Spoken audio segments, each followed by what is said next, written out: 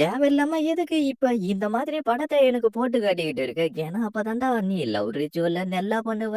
என்ன ஆள விடுன்னு சொல்லிட்டு நம்ம ஹீரோவ தப்பிச்சு ஓடி வந்துடுறான். நான் சொல்றத ஒரு நிமிஷம் கேளுடா. ஆஹா, எல்லாமே என் பிளான் படி நடந்துகிட்டு இருக்கு. ஹலோ, நீங்க என்ன விஷயமா இங்க வந்திருக்கீங்க? அது ஆக்சிடென்ட்டா நான் இந்த பக்கம் வர வேண்டியதா ஆயிடுச்சு. ஓ அப்படியா? சரி, நான் உங்கள இந்த இடத்துக்கு வரவேற்கிறேன். எனக்கு இப்பதான் ஞாபகம் வருது. இவ அந்த ஏரி தானே? என்னாச்சு? அது வந்து உங்கள பாக்குறதுக்காக தான் நான் இங்க வந்த ஏரி. ஓ அப்படின்னா என்ன பாக்குறதுக்காக தான் இங்க வந்தீங்களா?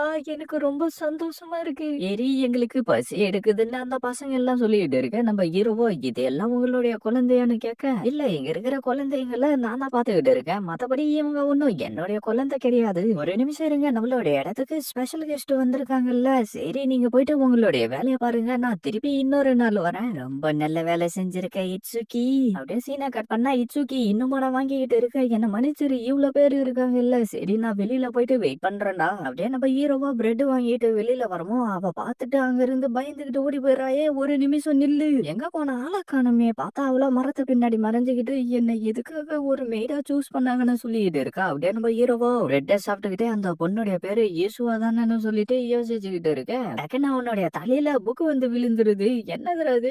மானவா, நீ பண்ண வேலை தானா? எல்லாத்தையும் நான் உனக்கு சொல்லிக்கிட்டு இருக்க முடியாது. இந்த புக்ல எல்லா சம்பந்தப்பட்ட விஷயமும் இருக்கு. அதனால இந்த புக்க படி உனக்கு ரொம்ப ஹெல்ப்ஃபுல்லா இருக்கும்டா. அப்புறம் நீ ஏரி கூட செட் ஆகுறதுக்கான மெத்தடு கூட இதுல இருக்கும்டா. என்ன உண்மையாவா? டேய், உனக்கு இன்ட்ரெஸ்ட் வர ஆரம்பிச்சிருச்சா? சரி இரு, நான் உனக்கு ஒரு நல்ல மெத்தடா கண்டுபிடிச்சு சொல்றான். அவளுக்கு பிடிச்ச பிரசன்ட் எடுத்துக்கிட்டு போயிட்டு கொடு. அதுக்கப்புறம் அவ உனக்கு கரெக்ட் ஆயிடுவான்டா. ஆனா எங்க ஆள காணோம்? அவன் எங்க போனான்? பார்த்தா நம்மளோ அந்த பொண்ணுடைய வீட்டுக்கு வந்துட்டு கதவை தட்டிக்கிட்டு இருக்கவோ அந்த பொண்ணு அப்படியே வந்து கதவை திறந்துட்டு, ஓ நீ என்ன சொல்லிட்டு பிரெட்ட நீட்டா அவ கதவை முடியறா. ஒரு நிமிஷம் கேளு, நான் உனக்காக பிரெட்டை தான் எடுத்துக்கிட்டு வந்திருக்கேன், வேற எதுவும் இல்ல. அந்த பொண்ணு அப்படியே கதவை திறக்க, நீ கூட்டத்துல பிரெட் வாங்காம ஓடி போனதை பார்த்தா அதனாலதான் உனக்காக நான் இதை வாங்கிட்டு வந்தேன் அப்படின்னு நம்ம ஹீரோ சொல்ல, உங்களுக்கு ரொம்ப நன்றி. இப்ப என்னால இரேஸ் பண்ண முடியும்னு சொல்ல, என்ன இரேஸ் பண்ண போறியா? பாத்தீங்களா, நான் எப்படிதான் இதை இரேஸ் பண்ணுவேன். எல்லாரும் பிரெட்ட ஒரு சாப்பாடா தான் பயன்படுத்துவாங்க, ஆனா நான் அதை இரேசரா யூஸ் பண்றேன். ஏன்னா இது எனக்கு ரொம்ப கன்வீனியன்ட்டா இருக்கும். நல்ல வேலையா இதுல எந்த ஒரு ஃபில்லிங்கும் இல்ல. ஆமா, எனக்கு ஃபில்லிங் இல்லாத லஞ்ச் பேக் தான் ரொம்ப பிடிக்கும். ரொம்ப நல்லது. நீ இப்ப சிரிச்சுக்கிட்டு இருக்க அப்படின்னா என்ன பார்த்து உனக்கு இப்ப பயம் இல்ல தானே? என்ன மன்னிச்சிருங்க. அதான் என்கிட்ட மன்னிப்புலாம் கேட்க வேண்டிய அவசியம் இல்ல. நான் உங்களை வரவேற்கவே இல்ல தானே. நான் யூசுவா உங்களை பார்த்ததெல்லாம் சந்தோஷம். சரி, உங்களுக்காக டீ போட்டு எடுத்துக்கிட்டு வந்து கொடுக்குறேன். இந்த டீ எப்படி இருக்கு? நல்லா இருக்கு. என்ன மன்னிச்சிருங்க, அந்த டீய குடிக்கிறதுக்கு விருப்பம் இல்லாம தானே நீங்க குடிச்சுக்கிட்டு இருக்கீங்க. அதெல்லாம் உண்மை இல்ல, இது உண்மையிலே ரொம்ப நல்லா இருக்கு. சரி, நான் உங்களை எப்படி கூப்பிடுறது? உன்னுடைய விருப்பம், நீ எப்படி வேணுமோ என்ன அப்படி கூப்பிட்டுக்கலாம். ரொம்ப நன்றி. சரி, உனக்கு பெயிண்டிங்னா பிடிக்குமா? இப்ப என்ன மாதிரியான பெயிண்டிங்கா நீ பண்ணிட்டு இருக்க? அது வந்து பெயிண்டிங் தான் என்னுடைய வேலை. என்ன உன்னுடைய வேலையா? ஆமா, இது என்னுடைய வேலை. அது மட்டும் இல்லாம எனக்கு வெளியில போகணும்னா அவ்வளவும் செட் ஆகாது.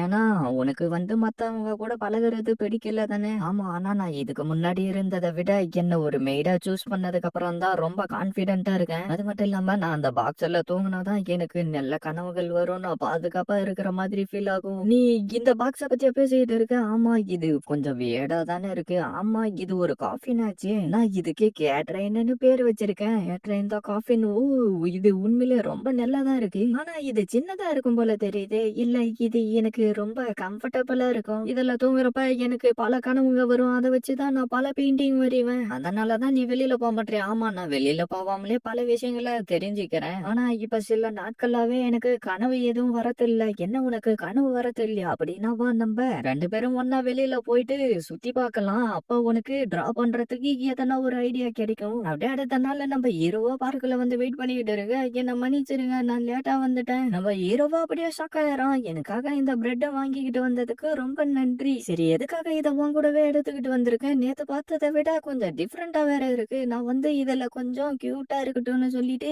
டிசைன் எல்லாம் மாத்தி வச்சிருக்கேன். அது மட்டும் இல்லாம பெயிண்ட் பண்றதுக்கு தேவையான பொருள் எல்லாத்தையும் இதுலயே நான் எடுத்து வச்சுக்கிட்டு வந்திருக்கேன். இந்த காஃபினை நான் தூங்குறதுக்கும் யூஸ் பண்ணிப்பேன், என்னுடைய பேக் பேக்காவும் யூஸ் பண்ணிப்பேன். ஆனா இப்ப இது எல்லாம் என்கிட்ட இருந்தும் வரி எதுறதுக்கு எந்த ஒரு ஐடியாவும் கிடைக்கலையே. என்ன நேத்து நைட்டும் உனக்கு எந்த ஒரு கனவும் வரலையா? ஆனா உனக்கு கனவே வரலனாலும் உன்னால பெயிண்ட் பண்ண முடியும். இப்ப கொஞ்சம் பாருன்னு சொல்ல, அவ்வளவு ஆமா, நீங்க சொன்னது உண்மைதான்னு சொல்லிட்டு இருக்கேன். நம்ம மனவோ ஒரு மாதிரி பண்ணிக்கிட்டு இருக்கவும் நம்ம ஹீரோவோ, வா நம்ம இங்க இருந்து கிளம்பலாம், நான் இந்த காஃபினை எடுத்துக்கிறேன்னு சொல்ல, இல்ல இது ஒண்ணு அந்த அளவுக்கு வெயிட்டாலாம் இருக்காது, அதனால நானே எடுத்துக்கிறேன். பார்த்தா அந்த இடத்துல ஒரு சின்ன பையன் வந்துட்டு அம்மா அதை கொஞ்சம் பாருங்கன்னு சொல்ல, டேய் அதெல்லாம் நீ பார்க்க கூடாதுன்னு சொல்லிட்டு கூட்டிக்கிட்டு போயிட்டு இருக்காங்க. அதுக்கு அவளும் அவ்வளவுதான் சொல்றாங்கன்னு நினைச்சுக்கிட்டு, நான் வீட்டிலே இருந்திருக்கலாம், இங்க வந்து பெரிய தப்பு பண்ணிட்டேன், நான் இங்க இருந்து கிளம்புறேன்னு சொல்ல, நீ தப்பா புரிஞ்சுக்கிட்டு இருக்க, அவங்க ஒண்ணும் உன்னை பத்தி பேசல அப்படின்னு நம்ம ஹீரோ சொல்லிட்டு இருக்கோம். என்ன ஆச்சுன்னு மானம் கேட்க, ஏய் உன்னாலதான் எல்லாம் நடந்துச்சுன்னு சொல்லிட்டு இருக்கான். அப்படியே என்ன மன்னிச்சிருங்கன்னு சொல்லிட்டு அழுதுகிட்டு இருக்கான். நம்ம ஹீரோவோ,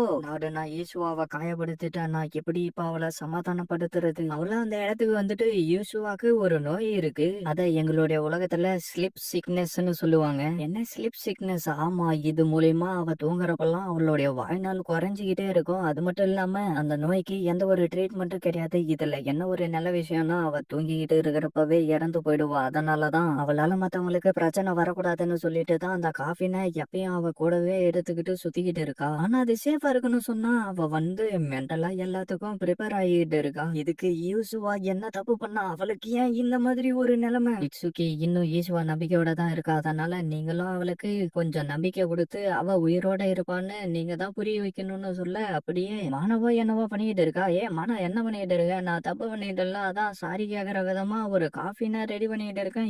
மானா நீ உண்மையிலே ரொம்ப அற்புதமான வேலையை செஞ்சிருக்க. ஈசுவா கதவு தர, கதவை மட்டும் நீ இப்ப திறக்கல நான் உடைச்சிட்டு வந்துருவேன், அப்படிலாம் பண்ணாதீங்க. சரி வா நம்ம வெளியில போலாம். என்ன மன்னிச்சிருங்க, என்னால வர முடியாது, கொஞ்சம் இதை பாரு, நானும் காஃபினை எடுத்துக்கிட்டு வந்திருக்கேன், இப்ப நம்ம 2 பேரும் ஃப்ரெண்டுங்க தான், உனக்காக லஞ்சம் வாங்கி வச்சிருக்கேன், வா நம்ம வெளியில போலாம் அப்படின்னு சொல்லிட்டு கூட்டிக்கிட்டு வந்து அப்படியே 2 பேரும் ஜாலியா டைம் ஸ்பெண்ட் பண்ணிக்கிட்டு இருக்கேன். அவ்வளவு எனக்கு தூக்கம் வர மாதிரி இருக்குன்னு சொல்லிட்டு அப்படியே நம்ம ஹீரோ மேல படுத்து தூங்க ஆரம்பிச்சிடறா. அப்படியே அடுத்த நாள் அவளுக்கு வந்த கனவை பத்தி சொல்லிட்டு இருந்துட்டு, நீங்க எனக்கு பண்ண உதவிக்கு ரிட்டர்னா எதுவும் கேட்கல, ஆனா நான் உங்களுக்கு ஒண்ணு கொடுக்க விரும்புறேன்னு சொல்லவும், என்னதுன்னு நம்ம ஹீரோ கேட்க, ஒரு மெய்டா இப்ப என்னுடைய வேலைய நான் செய்யறதுக்கு தயாரா இருக்கேன்னு சொல்ல, என்ன அப்படின்னா நீ என்னுடைய குழந்தைய பெத்த எடுக்க தயாரான்னு கேட்க, ஆமான்னு சொல்லிக்கிட்டு இருக்கா. அப்படியே கூட்டிக்கிட்டு வந்துட்டு வெயிட் பண்ணவும் குழந்தை பிறந்துருது. அப்படியே நம்ம மானவோ, இன்னும் என்னடா வெயிட் பண்ணிக்கிட்டு இருக்க, சீக்கிரம் இந்த பிரசன்ட்டை எடுத்துக்கிட்டு போயிட்டு எரிக்கா கிட்ட கொடுத்து அவளை கரெக்ட் பண்ற வேலையை பண்றான்னு சொல்ல, நம்ம இருவும் அதை எடுத்துக்கிட்டு வர, அவ ஆளு ஆனா பார்த்தா சைட்ல இருந்து வரா. என்ன இந்த இடத்துலயும் ஒரு ரூம் இருக்கா? அதெல்லாம் விட்டு தள்ளுங்க, ஈசுவா அவளுடைய வேலையை முடிச்சிட்டாலாமே. ஆமா, அதுக்கெல்லாம் உங்களுக்கு தான் நன்றி சொல்லி ஆகணும். என்ன இந்த பிரசன்ட் எனக்கு? ஆமா உங்களுக்கு தான். வாவுக்கு எனக்கு பிடிச்ச எல்லாத்தையுமே எடுத்துக்கிட்டு வந்திருக்கீங்களே, இப்ப நம்ம வேலையை ஸ்டார்ட் பண்ணலாமான்னு சொல்ல, அப்படியே அவ என்னவோ பண்ணிக்கிட்டு இருக்கா. இதோட இந்த எபிசோட் முடியுது ஃப்ரெண்ட்ஸ். இந்த